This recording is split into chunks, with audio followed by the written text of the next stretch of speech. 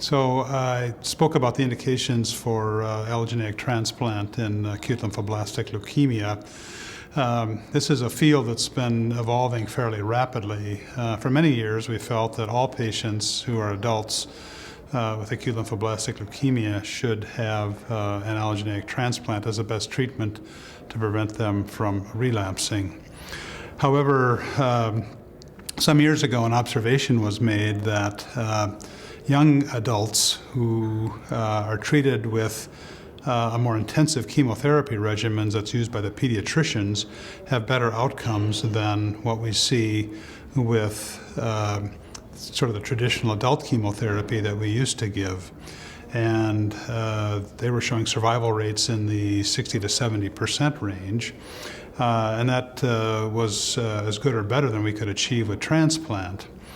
So subsequently, prospective studies were done where pediatric intensive chemotherapy regimens were given to young adults up to the age of 40, and even in some instances above that, even up to age 55. And those studies also showed very favorable outcomes.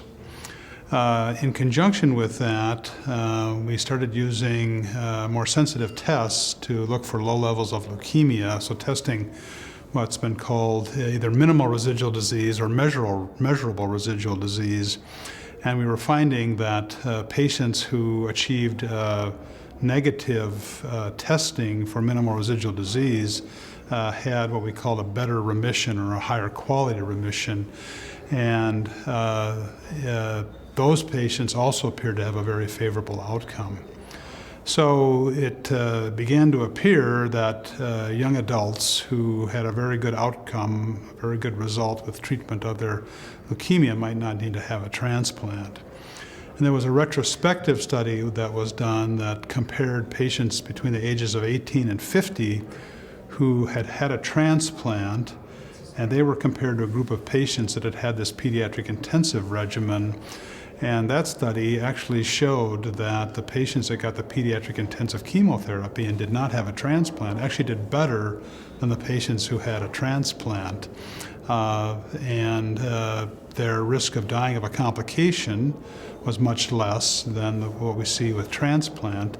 And interestingly, their relapse rate was not different. In the past, patients who'd had a transplant seemed to have a lower relapse rate than those who'd gotten chemotherapy. But in this instance, the relapse rate was about the same, and it was at a fairly low level. So these studies all suggested to us that now if someone, a young adult, gets treated with a pediatric intensive chemotherapy regimen, and particularly becomes MRD negative, that they may not need to have a transplant in first remission. Another factor that we take into account is their genetic profile. There's certain genetic markers that could put them at increased risk for relapse or certain cytogenetic changes. So we do take that into account in our decision making. But if a patient does not have an unfavorable genetic or cytogenetic finding, and again achieves that negative MRD state, we don't think that they need to have a transplant in first remission. So that's been a big change for how we've approached these patients.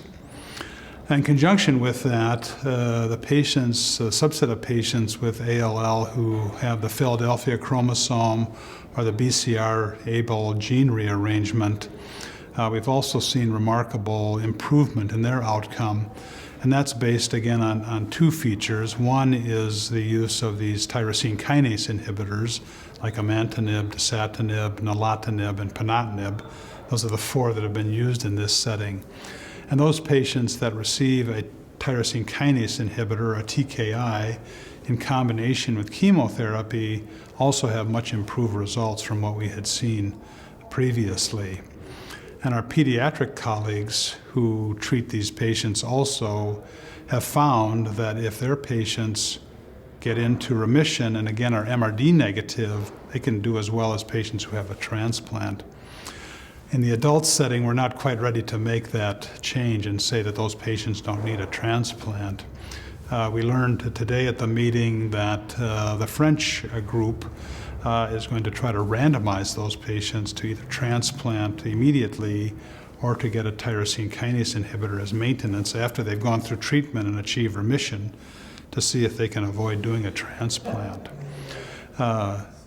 There's also the other big change in ALL is the use of immunotherapy. So with drugs like blinatumomab, a bispecific T-cell engaging antibody that brings a T-cell close to the leukemic blast and kills it, that combining that either with chemotherapy or using instead of chemotherapy might be able to improve the outcome, both for pH-negative patients, but also for the pH-positive patients. And in the United States, we're going to do a trial where we're going to randomize patients to get a tyrosine kinase inhibitor plus chemotherapy or a tyrosine kinase inhibitor, and in particular blinatumomab, and see if by reducing the amount of chemotherapy we can still get an excellent outcome.